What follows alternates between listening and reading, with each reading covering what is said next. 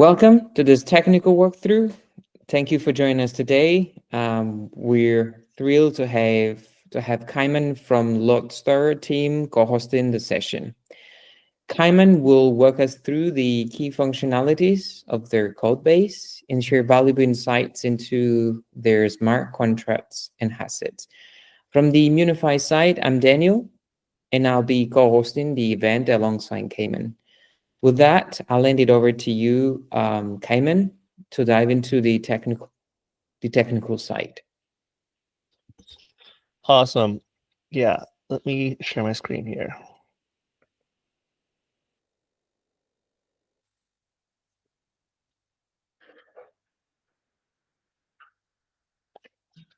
Okay, can you guys see? Yes, positive. So just to, I guess, reiterate what we're going to be going over here. So this is our project, Lodestar. You can get access all the code. It's all open source at this repo. ChainSafe, GitHub/ChainSafe/Lodestar. So this is the code base of our Ethereum consensus client written in TypeScript. So I'm going to be digging through this code base and going into some more detail about that. So we're going to be going through just in my IDE because it's a little more accessible. We can cross-link through some things. So this project is broken up into separate packages. This is a mono repo. And so if you look under packages, this is where all the code is. But most of the functionality is going to be in this beacon node package. So the beacon node is the software agent that is doing most of the work in the consensus ecosystem. Really, there's the beacon node, and then there's the validator, are kind of the two big pieces of functionality. And in our case, they're both controlled via a CLI package. But kind of the actor on the P2P network, the thing that's doing the most, the thing that's doing the state transition, the thing that is really doing all the work is most of the work is the beacon node, and the validator really is only just a signer, and it keeps track of duties, and then it signs messages when it needs to. So that being said, we'll drop into the beacon node code here. Again, we have API chain, DB. Let's see. So most of the functionality is actually going to be in chain. So a lot of these things are kind of hooking together different parts of the full node. The chain really holds the kind of the core elements. So this would be the beacon state and all the associated caches, and this would be what applies beacon blocks onto the beacon states, maintains these caches, and then everything kind of plugs into this chain. So really, the chain, you have the network, right? And the network is where we are receiving data and where we are sending data back. And yeah, I would say network and chain are really where the meat is. So real quick, we'll go through some of the chain. So the top level of this is in source chain.ts, which is this class beacon chain, which implements iBeacon chain. So just at high level, here's our interface that we're implementing. Some of these things are accessed via the API. So like, getting the head state, getting historical states, getting states by different parameters. Some of these are used by the API for validator purposes. So when the validator produces a block, produces a blinded block, those are being called via from the API for validator purposes. Some of these things are being are how we drive chain syncing or drive data being piped from the network. So like that'd be process block or process chain segment. Let's see, let's dive a little more into some things. Let's see. Let's kind of go through the flow of like, okay, data is coming from the network, and we'll see how the data comes from a network. It gets all the way into the chain, and kind of the various steps. So, so we'll start from the network. Give another like a high level view of the network here. So, the network core is kind of the top level, or kind of the primary place where all the network components get pieced together. So this network core .ts is where this network core class combines a bunch of sub modules together. The really important ones for, I'd say maybe the most important one for the consensus node is the gossip module. So most data on the network for a fully synced node all data in a healthy node is received via gossip. So that's the P2P GossipSub protocol. We have a bunch of different topics, and each topic has a different data source, or sorry, data type is being gossiped. It's being published and subscribed to by different nodes. So that'd be like a beacon block is kind of the primary item we're talking about here. So what else? The other important ones would be like, so if we don't get data versus via gossip, you can also get data via request response. So we have a separate module for request and response handling. So that would be where you target specific peers and you send requests, and they respond with responses. All of those are using the all of those specs are defined in the consensus specs repo, Ethereum /consensus specs. Most of those are under specs a 0 P2P interface. So this is where it talks about the gossip domain, the different topics. So, how a beacon block is propagated. These are validation rules. So we do some like basic validation before we network level validation before we do full consensus validation of these items. So GossipSub and request response. So here are the different messages: a status, goodbye. You can get a beacon block by route or a beacon block by range.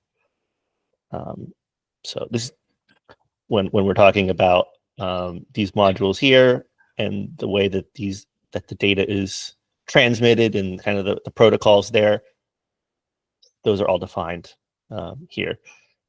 So there are occasional updates. So every fork has some updates, and so those updates are then in each of these other subdirectories, where the subdirectory is named by hard fork. So anyway, let's dig into the code specifically. Okay. So the ETH2 GossipSub class is handling all of the gossip. This extends GossipSub, and this GossipSub is a separate module. It lives in ChainSafe libp2p GossipSub. So that's actually, that would be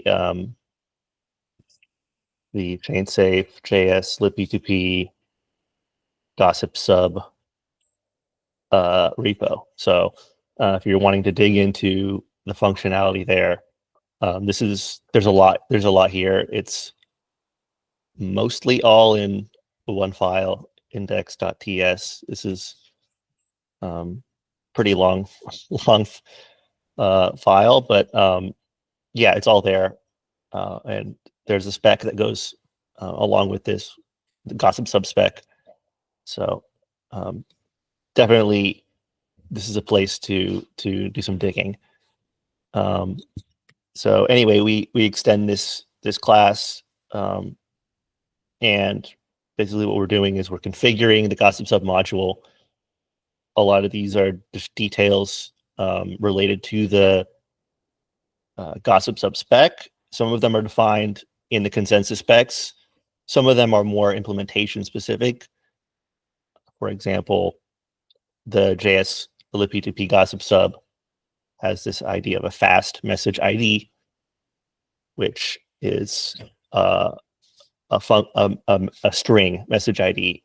In the spec, a message ID is a byte array, and so having a string message ID allows us to key maps by this message ID and do other things. It's also, we use a faster hash to compute this. So anyway, that's just an example of an implementation specific kind of configuration versus something like D low and D high, which are the degree of the overlay networks, the meshes in GossipSub, and these are really defined by the consensus spec. Anyway, let's keep moving on to how data is flowing through this module, flowing out and in. So messages are emitted by the module via an event listener. So these events will emit messages. And so we're handling this message, and this is where we're capturing messages off the wire. They're eventually bubbling up to this point. And so this is how messages are getting off the wire into our application. We re-emit via a separate event emitter a pending gossip message. And then later, at a different point in time, so this message gets captured. It gets basically forwarded to the chain somewhere. We'll get into that. And then the chain validates the message and sends back a validation result. And that validation result is reported to the GossipSub message to allow the GossipSub module to score, do some scoring. So if the message is good, we will basically reward the peer. We will reward the peer that gave us the message with internal scoring. And if the message is bad, we will downscore that peer that gave us that message. So this is how we handle malicious actors on the network. Is they very quickly get downscored because the messages get emitted. We do some validation. We see that it's a bad message. We report back that it's a bad message, and yeah, and then the peer is ultimately disconnected or kicked out after as their bad behavior is reported back. So let's continue through this code flow that we're going through. So yeah, so we emit this network event, this pending gossip message. This basically gets fed out through. So our network is in a separate worker. So typically, JavaScript is single threaded, one event loop. But in our application, we have the network in a separate worker, and we communicate. We have to do cross worker communication, and so we wire. Basically, we wire all of the events from this event emitter that we had seen in the GossipSub to emit, basically capture those events and emit them back on the main thread. And that's what this this network core worker does, all the wiring between the internal network core and the external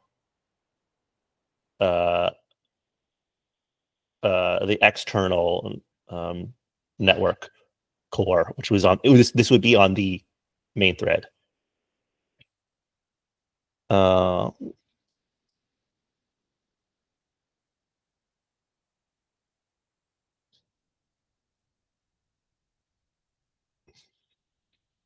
Okay, let's see.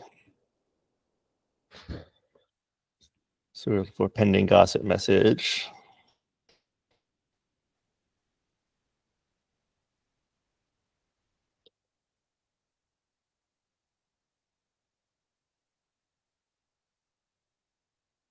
Aha, okay. So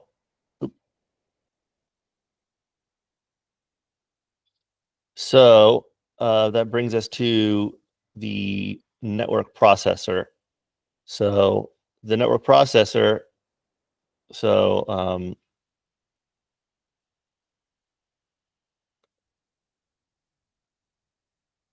I actually lied when I said that the top level network is in this core subdirectory, the network core. That it's true that that's where the network lives, in the network core, but we do have a wrapper, and that wrapper is in source/network/network, and this bundles together a network core along with a chain. And so this is kind of the level where we hook together the chain with the network, right, so that they're able to communicate properly. This is also where we have a network processor, and so network processor handles the gossip queues and throttles processing to not overload the main thread, decides when to process work and what to process. So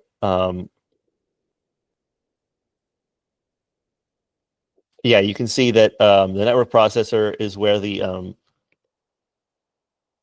pending GossipSub message is actually being handled, or that the event is being handled. So it's on pending GossipSub message. We end up basically putting this message in a queue somewhere, push pending GossipSub message to queue, and eventually we will execute work. And eventually this will get the pending GossipSub message will get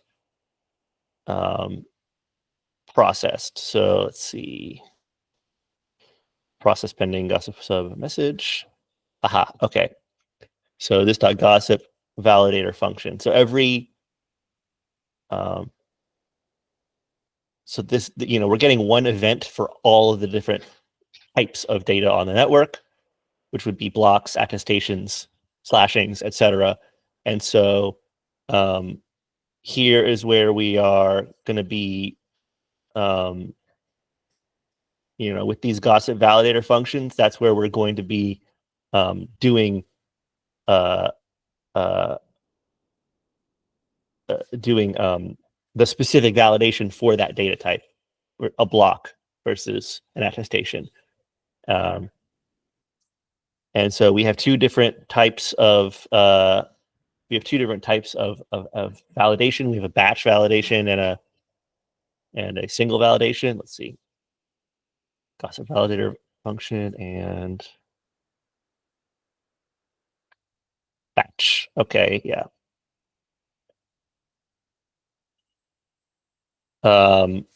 And so the reason that we have this batch is because we handle validating attestations in a batch.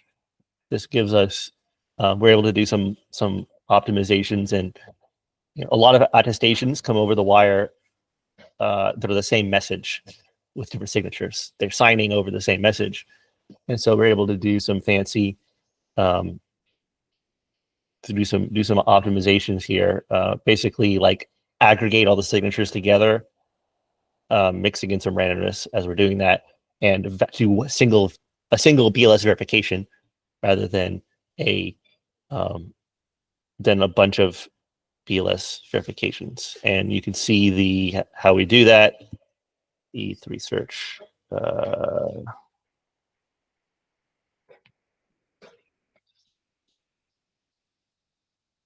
Is this it? No, this is not it.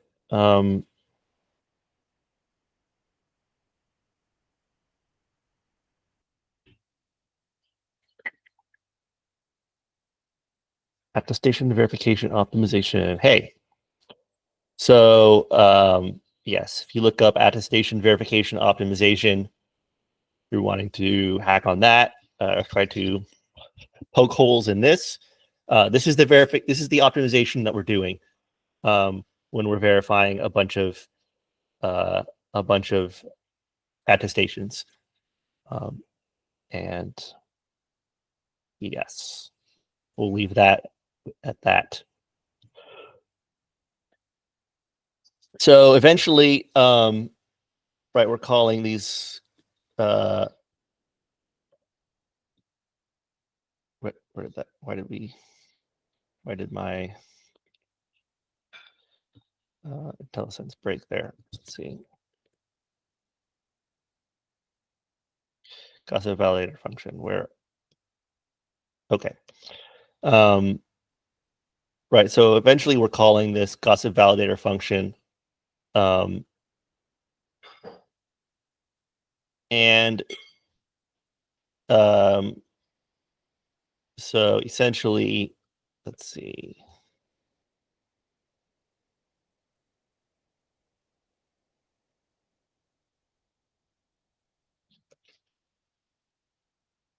Okay, so here's where the actual gossip validation function would be called.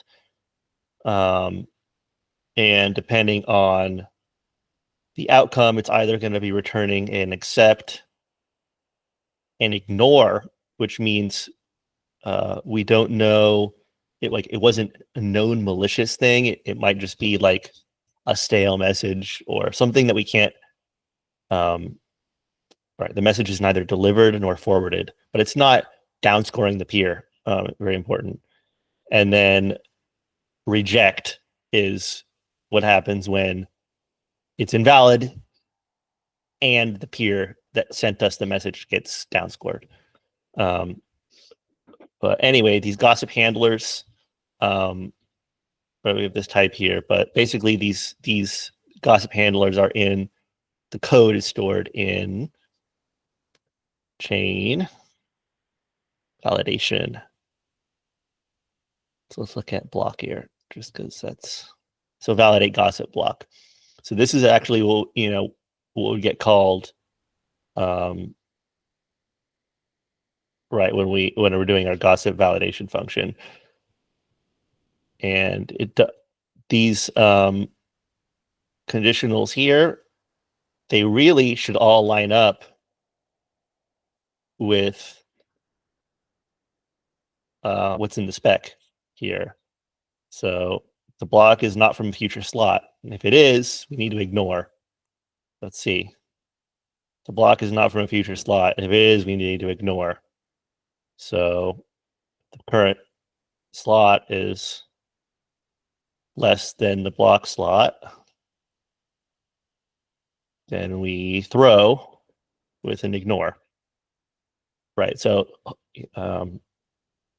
hopefully all of these match. As far as we know, they do. Things get a little trickier where we have to potentially do some regeneration of so we're kind of the complexity lies a lot in these clients is I guess the architecture of what states they store in memory, what states they store on disk, and or what caches they have. So certain there's certain validations that require more that require parts of of different states. So a lot of times if you need to know, let's say like whether someone is the correct proposer or not, you need to know that you have to have the shuffling, which is the kind of pseudo random order of validators at that point in time, because that will tell you which of those validators is supposed to be the proposer. And so either you have the shuffling cached, or you have to recreate the state or recreate the shuffling by recreating the state to do that. And so different clients do that in different ways. And that brings us to how we're doing it. So in Lodestar, we have have different caches. Let's pull some of them up.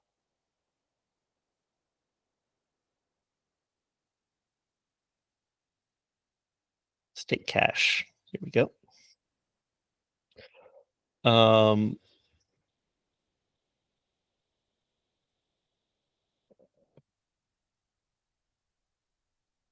Okay, so yeah, we have let's just look at this cache.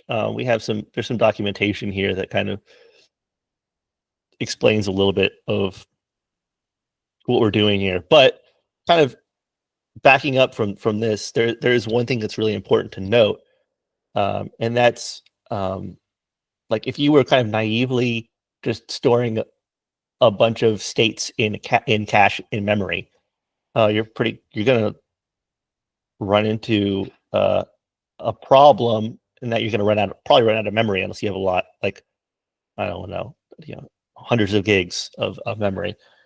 And the reason is that one state is I don't like it's maybe half of a gig at this point.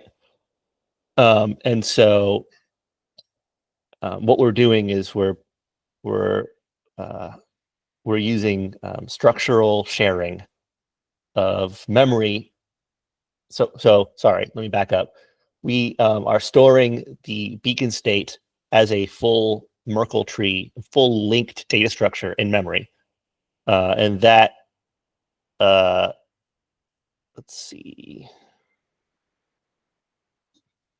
if I can pull that up. A full linked data structure, but I mean like the full tree, right? And we're looking at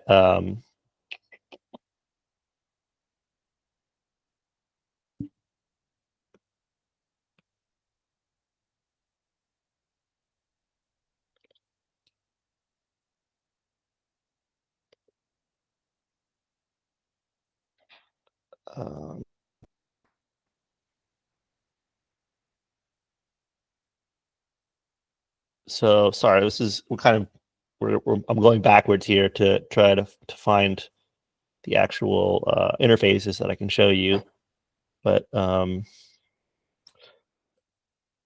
see, persistent Merkle tree.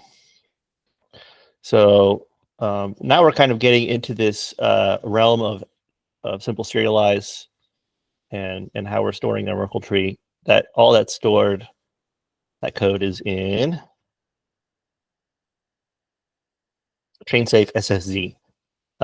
So this is another mono repo that has our SSZ implementation and our Merkle tree, persistent Merkle tree implementation. We have a SHA-256 that has some optimizations for our purposes.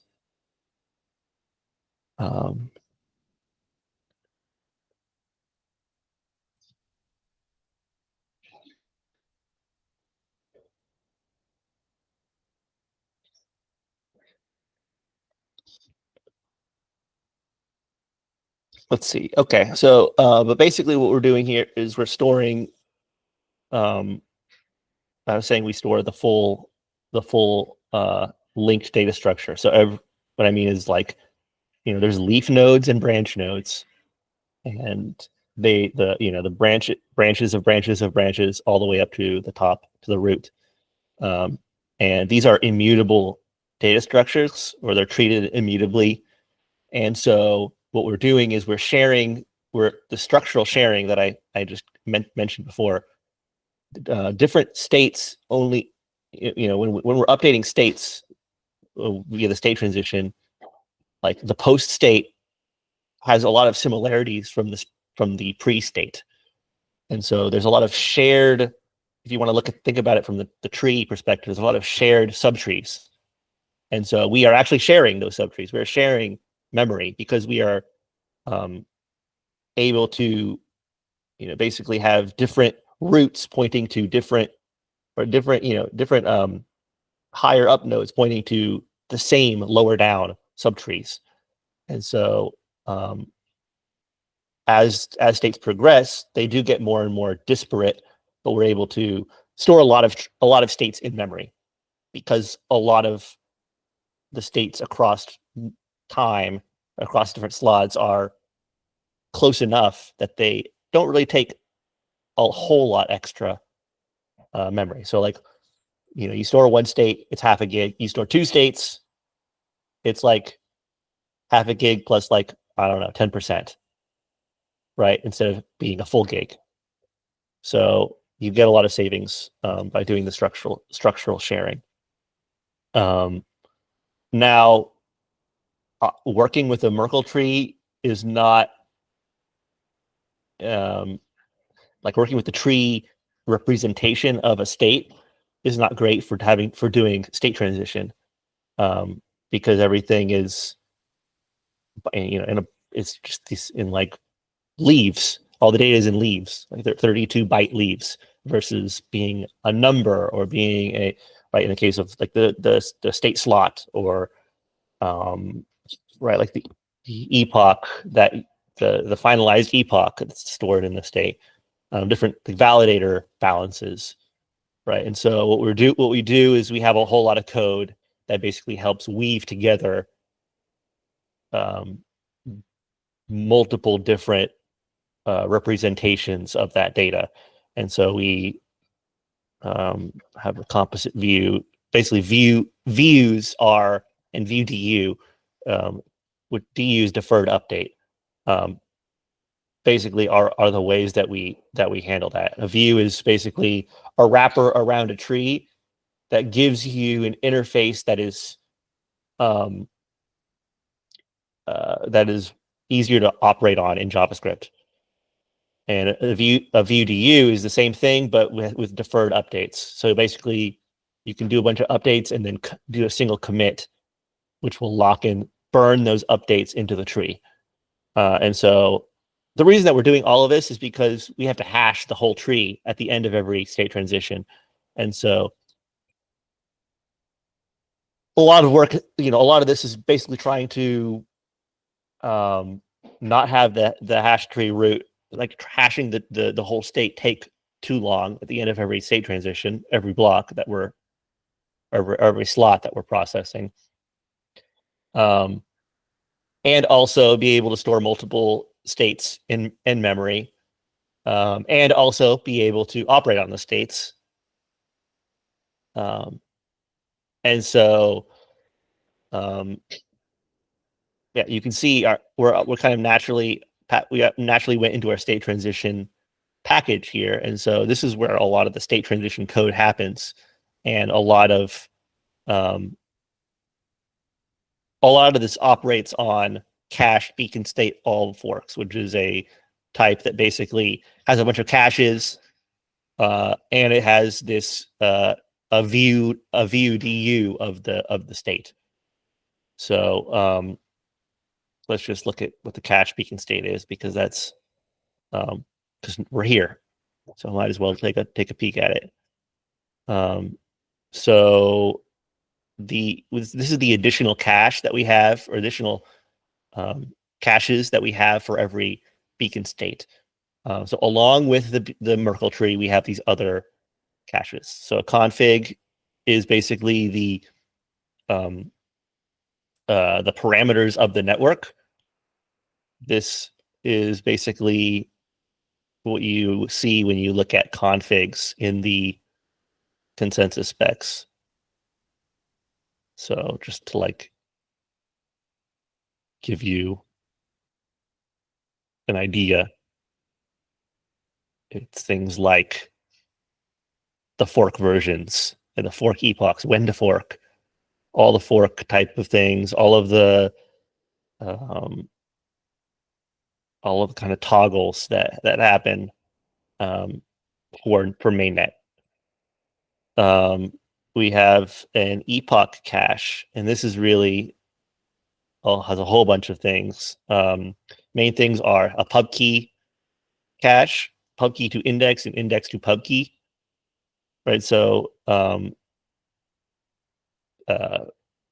validators are assigned an index, and that index has a pub key attached to it. The pub key is is the public key that's used with the private key for signing. So we're using this public key to do BLS verification. So it's important to have this handy. These are immutable. Not immutable. They're append only. So once you assign an index, it doesn't change. That's great. Unfinalized, but this is not actually in use yet. In a new fork, we might use that. Shuffling cache. I was talking about the shuffling being used to know if a proposer is who the right proposer is. It's also used to know who the right attesters are and who is in a committee. So we have a separate cache for that. We track the proposers for the epoch. We track proposers for the prior epoch. The shufflings for the current, previous, and next epochs. I'm not going to go through all of these things, but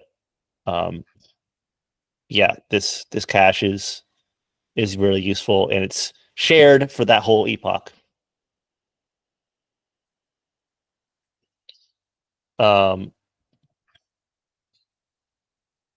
Yeah, so you can see that we're sharing a lot of data between a lot of different data structures, right? So like multiple states within an epoch would share an epoch cache. Multiple states within an epoch would share the subdirectory, the sub trees in their Merkle tree. Multiple epoch caches would all share in the same pub key index map and index to pub key cache.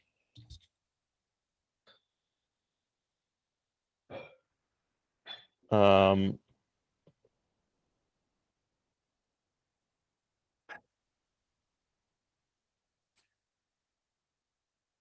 think this is the only cache is worth going through right now. So let's get back to the beacon node. Yeah, if you want to go through the state transition, it follows the spec. The spec being the consensus specs. It's split up into this cache has a bunch of like implementation specific things important to go through, and then block processing is under block. Epoch processing is under epoch.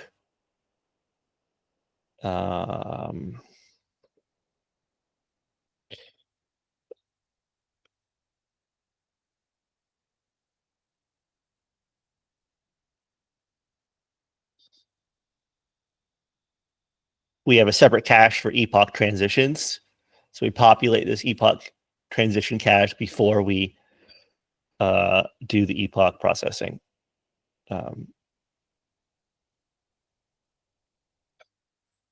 But yeah, let's go back to the beacon node.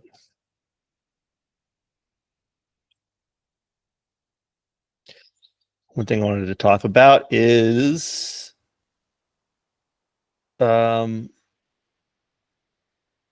where block processing is, because we didn't quite get there.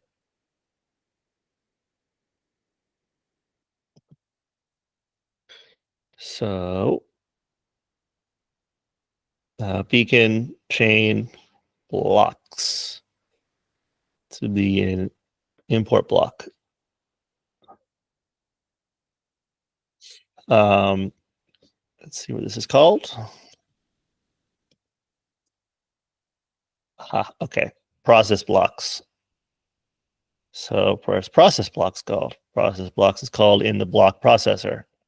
All right, where's the block processor? The block processor is in the chain. Gotcha. And then where is the block processor being used? Aha, okay. So in beacon chain dot process block and beacon chain dot process chain segment. So process a single block versus process multiple blocks. In either case, we are feeding data to the block processor.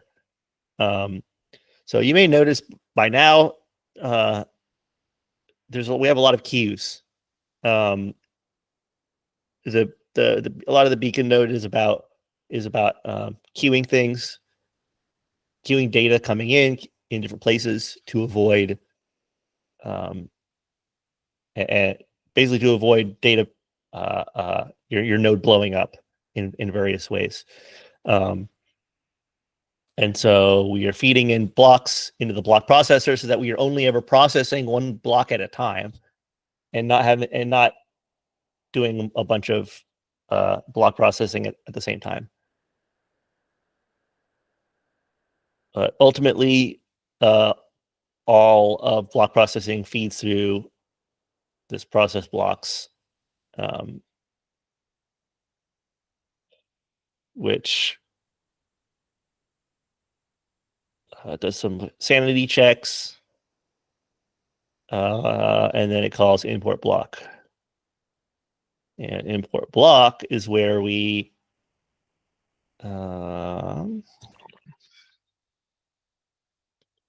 fully verified. Hold on. Okay, I'm looking for the state transition.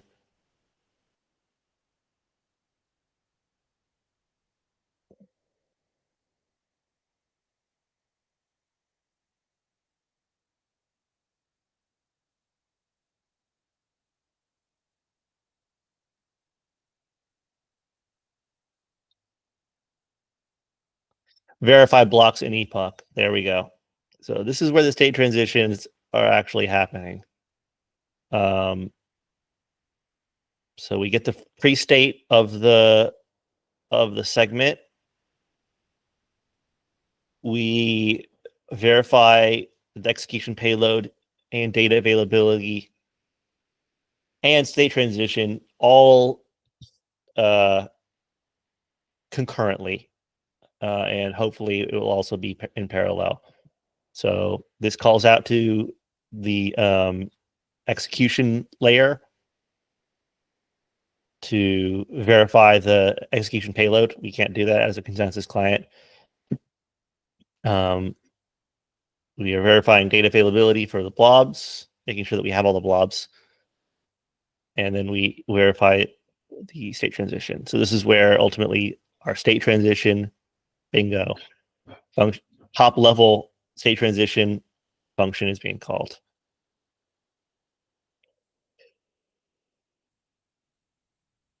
Now let's see.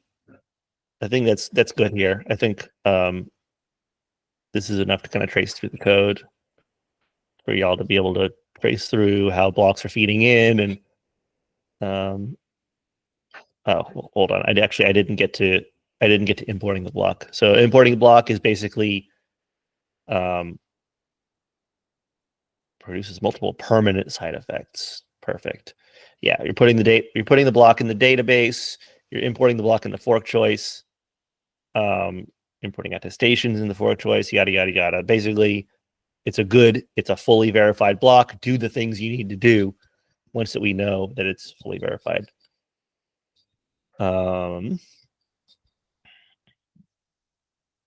Let's move on to some other nice little nuggets. Produce block. This is used. This area is used when we are producing a new block. So if a validator is called upon, that's attached to this beacon node is called upon to produce a block. That would be what we're doing here. Let's see, archiver.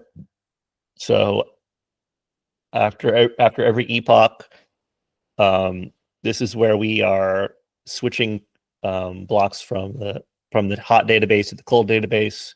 We're doing some pruning. So all that code is here in the archiver. BLS. This is where so we have a BLS thread pool. So fun fact, most of the computational work done in a beacon node is BLS signature verification. I don't have any exact numbers, but I would say, like, I don't know, at least 80% of the work is BLS signature verification. So here we have a thread pool, and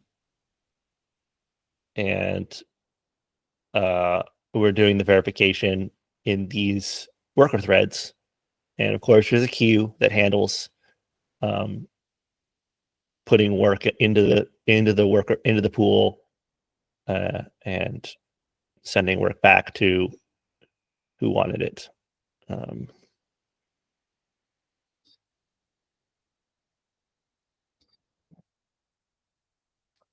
Yeah, BLS multi-thread worker pool. Yeah, some of our code is a little more verbose than it could be, and the reason is we have different toggles. So we can toggle on using the thread pool versus not using the thread pool. We can toggle on using the network in a separate worker or not. And we use these feature flags to do A/B testing in our testing environments. So sometimes we keep the features around because it's more easy to debug network issues when they're in the same thread versus in a worker thread, for example.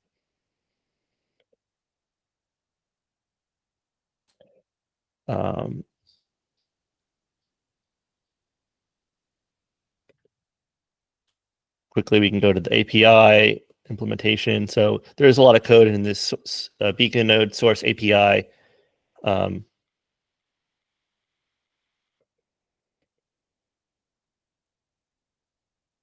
You can see we have different, this is where the different beacon API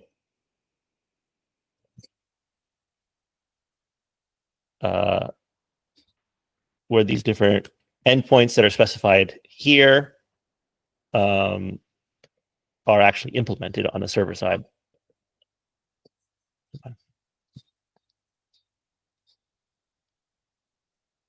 So yeah, these are the endpoints defined by the spec. These map to those endpoints. The important ones for sensitive functionality are all in the validator endpoints. So this would be producing blocks and publishing attestations, publishing blocks, that kind of thing. Let's see, produce, builder, or blinded block. Yeah.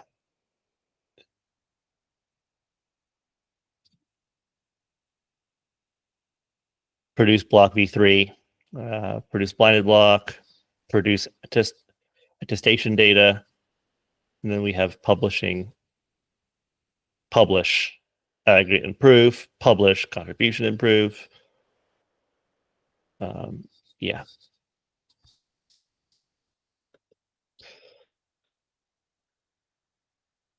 I Okay, one more thing I guess to note: the top level of our beacon node is in node source node Node.js.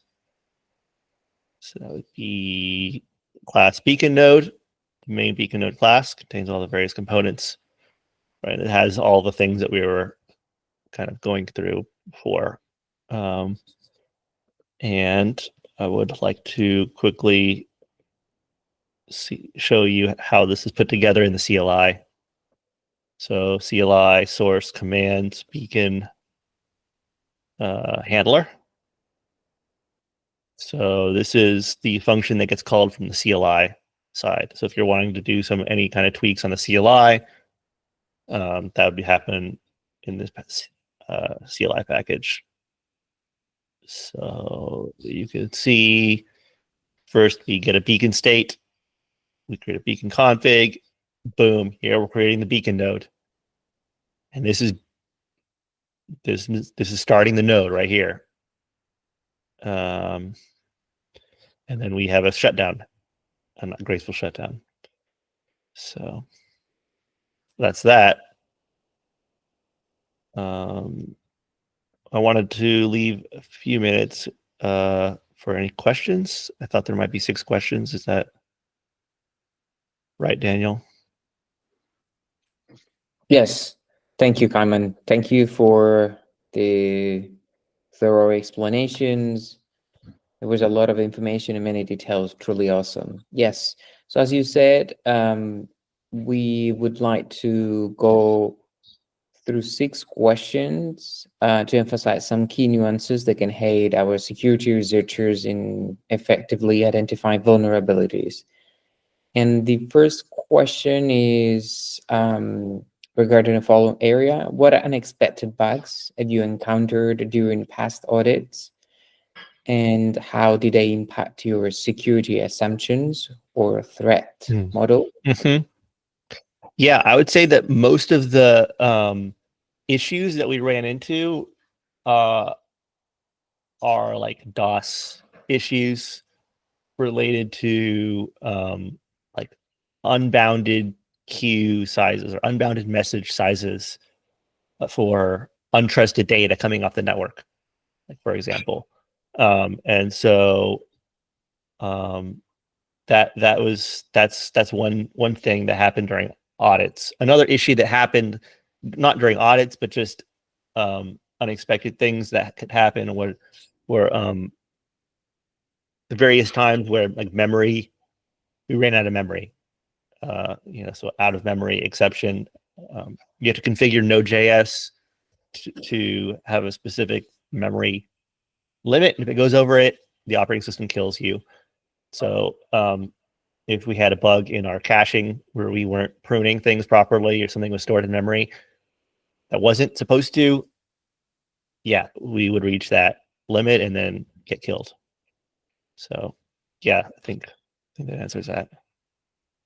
Okay, so these two assumptions that is where how our backenders should focus. And do you have any other key areas should the backenders prioritize and why? I think the network, I guess, is weird. That was why I tried to spend some time there. I think the network is probably where you would find the most bugs, or there's a lot of code I didn't cover, right? So like our entire networking stack, it's based off of we're using the JS libp2p code base, which is under libp2p, GitHub libp2p, JS libp2p, right? So we're not using all the features or all the functionality there, but right, we are using JS libp2p. So source network libp2p, you can see the pieces that we are using. So we're using the TCP, Mplex, noise, modules, and of course the core JS libp2p components that make it all kind of weave everything together. So the networking stack is definitely the most, the biggest attack surface that an untrusted entity has when interacting with a beacon node. The API, right? We assume it's a trusted interaction, right? We assume that it's locked down, and so because of that, yeah, we know that some endpoints will really hurt the node. Their DOS issue, like trying to get a bunch of states, return a bunch of states from the API will not be good for the beacon node. But we know that the API, or the assumption is that the API is protected, that the only entity that's communicating with the API is a trusted entity. It's a trusted relationship. So yeah, networking. That's my answer. I see. Thank you. And are there any specific tips your team can share about what to look for in your code base? Any tips? I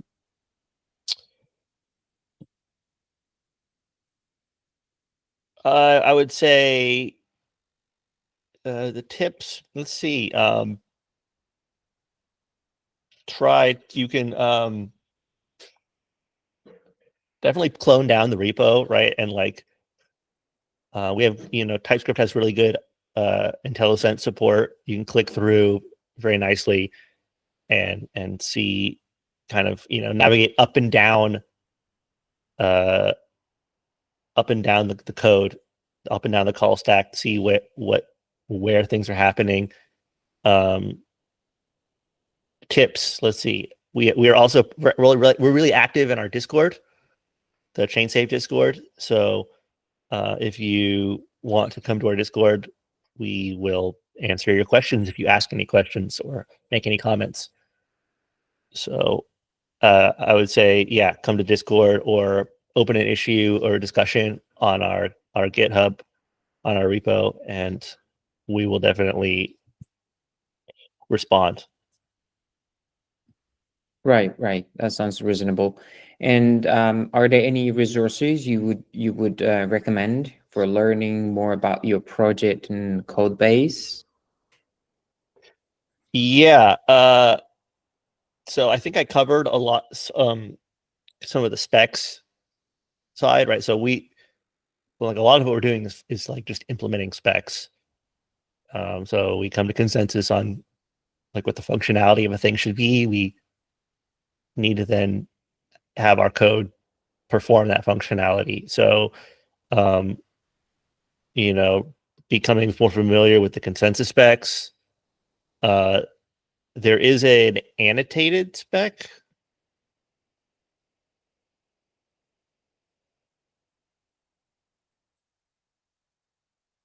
And there is a annotated spec. So the annotated spec is like written in English version of like why, more of like design choices and why things are the way they are, versus the consensus spec, which is mostly Python code. So if you don't know, it's kind of hard to like start out and say why things are the way they are, because if you just look at here's the beacon chain document, it's just a bunch of Python code. So yeah, I would say like understanding the specs is definitely a resource you'd want to use. And what else? Understanding, I guess, to the extent that we are using libp2p, understanding how we're using that. Again, really important, I would say, is reading this P2P interface. That's like probably item number one. I see. Thank you so much. I guess the next question is very much related to the protocol infrastructure. Can you explain the various access control roles within your protocol? Barriers. Is access control. So access control. Yeah. So okay. So the anyone can run a beacon node, right? And you should be able to like run Lodestar beacon. It would be the way you actually run this. Right. Anyone can run a beacon node, and that will basically be a peer on the Ethereum network that will be. You may need to like add some flags. Let's see. And you also need an execution client as well. So download Geth or Besu or another mind. But basically, if you run, we also have some help on how to start up a node. But basically, anyone can run a beacon node. You will start syncing blocks on the network. You can't participate in the network unless you are a validator or an active validator, and you become an active validator by depositing 32 ETH in the deposit contract, and that is basically like a security deposit. So we have a whitelisted set of keys that you have to do proof of possession basically as part of this as well. But basically, we have a set of keys that are inducted as active validators, and when you're part of that set, you are assigned responsibilities, roles, duties, as they're called, and I think in the spec, and you're assigned those, and so you won't be able to really exercise those parts of the code unless you are an active validator. Now there are test nets, so you can get testnet ETH and become a validator on a testnet to try to exercise those code paths, but that's kind of the relationship there. And so once you become a validator, you would run Lodestar Validator, and it basically as a sidecar process that you would run alongside the beacon node, and that would be communicating with the beacon node over the API, beacon API. So you're not going to be doing anything as a validator unless you have put the money in the box, so to speak. I think that's kind of the access. Those are the only access controls that we have. Certainly, yes. Last question is, which areas of your code base do you think is or will be the most challenging, and where do you expect bugs to arise due to implementation complexity?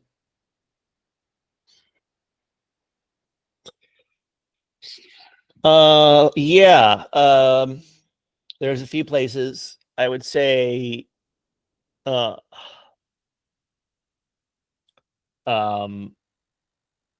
of, I guess, the complexity of like having data feed through the application properly.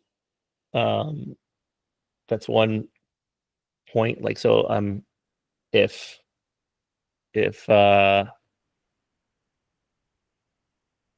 that's not supposed to go to one place gets to that place, there would be a bug. Other things would be like we're doing some like if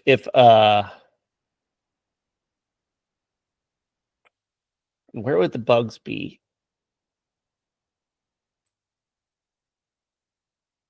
There's